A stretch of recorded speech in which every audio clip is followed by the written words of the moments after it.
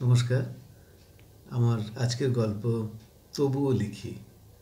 আমাদের সকলের মধ্যে কোনো না কোনো একটা ইউনিক কোয়ালিটি থাকে, একটা হবি থাকে।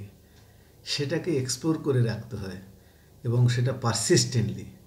অনেক সময় আমরা বলি ছোটোবেলায় আমি এটা করতাম, আমি গল্প লিখতাম, আমি ড্রয়িং করতাম, আমি কবিতা বলতাম, কিন্তু এটার কোনো ভ্যালু থাকে না। সেটা যেন আমার কথায় সময়ের অপচয়। যেটা করছি, যেটাকে ধরে রেখেছি, সেটাই আমাদের জীবনবোধকে বদলে দেয়। শুধু অন্যের জন্য নয়, কে ভালো বলল, কে বাহবা দিল, তার জন্য নয়, নিজের অন্তরের খুশির জন্য। আমৃত্যুকাল। তার উপরে লেখা আমার এই গল্প তবুও লিখি। ৮০ পেরিয়েছে লোকটা, গেল মাসে। তবু বাঁচার কি তাগিদ এখনো। বেশ খুশিতে থাকে লোকটা, মুখে বলে এত আনন্দ করো যে মৃত্যুটা একদিন যেন আনন্দের লাগে। লোকটা পড়ছে আজ সেই পুরনো দিনের কথা, উল্টে পাল্টে, নিজের হাতের লেখা। মৃত্যুর কথা না ভেবে, এটাই যেন তার জীবন শক্তি। আমি তবুও লিখি। আজকালকার কর্মব্যস্ততায় লেখালেখি নিয়ে পড়ে থাকা বাস্তবের চোখে অতিরিক্ততা। তবু লিখি, লিখে যায় নিজের মনে। সাহিত্য আসরে সকলেরটা নিয়ে ব্যস্ত, শ্রোতার থেকে বক্তার সংখ্যা বেশি, তাই সময়ের অভাব, কাটছাট লেখার কদর বেশি সম্পাদকের কাছে। সকলের মতো লেখে, ঘরের কাজের মেয়ে থেকে শুরু করে পড়োশির বিড়াল ছানা, সবই সাহিত্যের বিষয়বস্তু, কোনটাই বাদ দেওয়া যায় না। বাকি সবই তো রবি ঠাকুর লিখে গেছেন, বাকি রয়েছেটা কি লেখার মতো আর। এদিকে বাড়িতে বইয়ের বকুনি সবসময়, সময় পেলে শুধু খাতা কলম নিয়ে পড়ে থাকা। কদিন ধরে বলছি একটু জুয়েলারিতে যেতে হবে, গ্যাসের পাইপটাও চেঞ্জ করার দরকার ছিল। কথাগুলো কানে যায় না 10 বার বললেও, লেখার পোকা মাথায় ঢুকেছে। বাড়িতে পড়শি সান্যালদাকে চা খেতে ডাকি, গল্প শোনাবার তাগিদে। চা খেতে খেতে সান্যালদা বলেন, বেশ, আপনি তো দেখছি মশাই সাহিত্যিক হয়ে উঠছেন দিনে দিনে, লিখছেন তো বেশ, চেনা মুখ অচেনা মানুষ। পরের বারে চায়ের আসরে পাণ্ডুলিপির নাড়াচাড়া দেখে সান্যালদা বললেন, এর পরের বার সে শুনবো, বুঝলেন, আজকের সময় কম হাতে। সেই পরের বারটা আর 1 বছরে আসেনি। ওনার বাড়িতে অবশেষে নিয়ে গেলাম নতুন লেখাটি। যেমনটি দুনিয়া, তেমনটি মানুষ। কথায় কথায় কথার বাহার চায়ের টেবিলে। বাংলার মমতা থেকে শুরু করে দিল্লির কেজরিওয়াল, কেউ বাদ পড়েনি আলোচনার বিষয়বস্তু থেকে। সাথে পাড়ার জাটেদের বজ্জাতি, আরও কত রকম। শ্যামের মায়ের কাণ্ড কাহিনী, চুপিসারে শেষে পাণ্ডুলিপিটা নিয়ে পলায়ন নিজের দুনিয়ায়। কেউ মুখ ফুটে একবার জিজ্ঞাসা করলো না, এবার কি লিখলেন দাদা, অথবা লেখাটা চালিয়ে যান, একসময় না কাজে আসবে। এরকম অনেক আড্ডা বসে, গল্পগুজব, কত দার্শনিক কথাবার্তা, বাস্তব জীবন, বাজারের মূল্যবৃদ্ধি, সরকারের কত রকম দুরাচার, সব কিছু।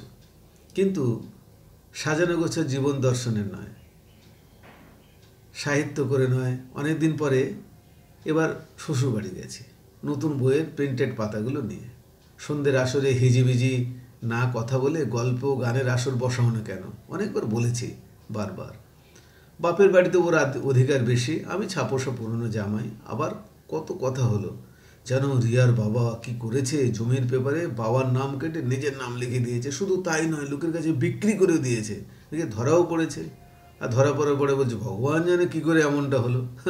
অথবা মোহিনীদি খেয়ে খেয়ে এত, আর ঘুমিয়ে ঘুমিয়ে এত মোটা হয়েছে, হাতির মতো চেহারা বানিয়েছে। বৌদি জানালো পদ্মার ইলিশ এবার 800-তে এসে ঠেকেছে। মোহিতদা ব্যস্ত মানুষ, টিউশন পড়িয়ে বেড়ান আজকাল, রিটায়ার্ড ইংলিশ টিচার।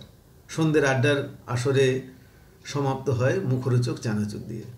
শুধু একদিন ফাঁকা আসরে মোহিতদা এসে শুনেছিল আমার নতুন লেখা সুখের অন্দরমহল। দাদা বৌদিরা শুনেছে 2-4টে বাক্য বারান্দায় আসা যাওয়ার পথে। মুখে বলে আমাদের জামাইয়ের গুণ অনেক, শুধু লেখে না, ভালো কবিতাও বলে। গেলবার সাহিত্য আসরে লেখাটি একটু বড় ছিল, প্রাসঙ্গিক বলে পড়ছিলাম। 14 নভেম্বর, শিশু দিবস উপলক্ষে। 3 মিনিটের জায়গায় 5 মিনিট হলে পরিচালক অস্থির, একটু ছোট লেখা আনবেন দাদা। অনেক লেখক কিনা। কবি অদিতি রায়ের বাড়িতে হলো ভারত বাংলাদেশ মৈত্রী সভা, নজরুল নিয়ে। এখানেও 2টো জায়গায় দুটোর জায়গায় চারটেও চলে। বক্তব্য বিষয়ে খাতা দেখে দেখে চলে, যে অনিচ্ছুক তাকে নিয়েও বেশ নাড়াছাড়া, আর যে মানুষগুলো সময় দিয়ে মনের টানে সাজিয়ে গুছিয়ে নিয়ে আসে ছন্দ, তাদের বেলায় কাটছাট। প্রয়োজন মতো সব চলে, সৌজন্যের সীমানা ছাড়িয়ে। জীবনের প্রবাহ সাহিত্যের জগতে ধাক্কা খায়। জীবনের কঠোর বাস্তবতা কাটিয়ে মুক্তির একটু নেশা, সেখানেও ধাক্কা। মনের প্রসারতা কুঁচকে ওঠে বারবার, যেন ধাক্কা আর লড়াইয়ের ছড়াছড়ি সর্বত্র। নিজেরটা নিয়ে সকলেই ব্যস্ত, অপরেরটা হলে ভালো, না হলে আরও ভালো, দুদিকে বরাবর। ও নিয়ে মাথা না ঘামানোই ভালো। লোকে কত কথা না বলে, ওই তো সুহাস্য চক্রবর্তী লেখে প্রায় নেট থেকে চুরি, শুধু নিজের ভাষার অনুবাদ। আর পুলক মাইতির লেখা পড়ে তো অবাক। আর্যভট্ট পত্রিকায় রবীন্দ্রনাথের কবিতার লাইন, সত্য যে কঠিন সে কঠিনের ভালোবাসিলাম, সে কখনো করে না বঞ্চনা, নিজের নামে চালিয়ে দিল। কবি পিনাকি রঞ্জন বলেন, কবিতাই হলো আসল সাহিত্য, মনের কথা ছন্দের মাধ্যমে প্রকাশ। ছোট করে, অল্প সময়ে বেশ মর্মস্পর্শী। নিজেরটা সবসময় সবচেয়ে ভালো এ দুনিয়ায়। এদিকে কলকাতার পত্রপত্রিকায় লেখা পাঠিয়ে পাঠিয়ে হয়রান, একটাও বেরোয় না গেল 10 বছরে। প্রকাশকের সাথে অনেক আলাপ, বইমেলায় কি সুন্দর বলেন, আবেগ দিয়ে নতুন লেখকদের দিয়ে আমরা উৎসাহ, প্রেফারেন্স, লেখা নিয়ে আসুন নিশ্চিন্তে।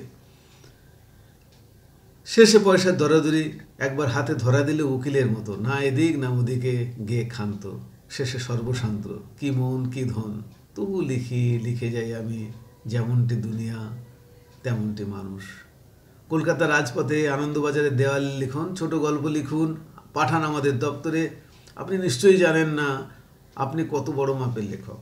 কি সুন্দর মন ভরানো কথা 25 বার লিখে পাঠিয়েছি বিজ্ঞাপনের আধিপত্যে, হেথায় হোথায়। আমার লেখা জায়গা পায় না কোথাও, কিন্তু বড় মাপের সব সাহিত্য আসরে সকলেই বলে আপনার কলমের দম আছে, লিখে যান মশাই। নিজের লেখার মূল্যায়নে নজর দিয়ে এবার। লেখাটি ঠিক হলো কি না, অথবা লেখার মানটা কেমন। নিজের ছেলে কানা হলেও পদ্মলোচন নাম রাখতে ভালো লাগে সকলের। একই লেখায় ভিন্ন লোকের ভিন্ন মত, শেষে জ্ঞানী লোকের সন্ধানে পেরি। আমার লেখাটা চালিয়ে যাওয়া উচিত, কি কোনো লাভ হবে এতে লিখে? এত লিখে কোনো মূল্য পেলাম না, শুধু মনে হয় অমূল্য সময়ের অপচয় মনে হয়। গুণী মানুষটি ঠিক বলেছেন, যত মনে তত মত।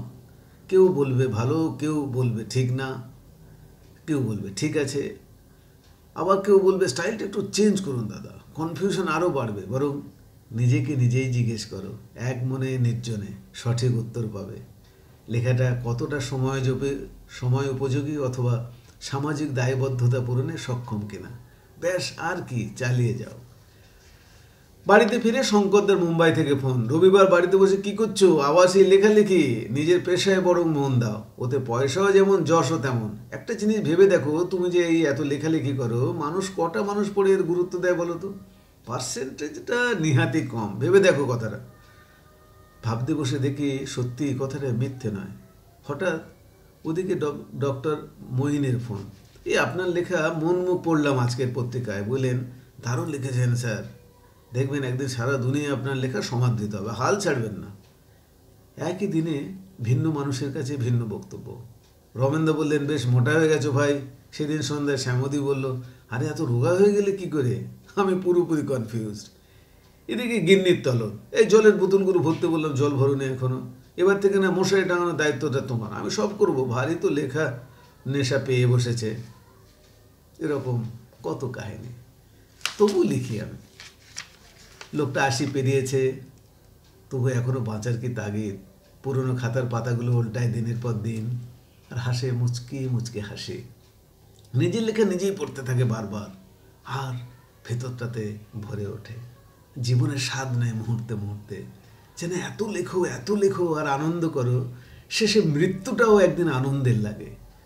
সত্যি ডায়েরির পাতা উল্টাতে উল্টাতে এক জায়গায় এসে লোকটা থমকে দাঁড়ালো আজ, যেখানে বড় বড় করে লিখে রেখেছে পুরনো দিনে আছে দুঃখ, আছে বাধা, যন্ত্রণা মনময়, তবুও লিখে চলি, হয়তোবা জীবনের শেষ দিনগুলোতে বেঁচে থাকার তাগিদে। নমস্কার।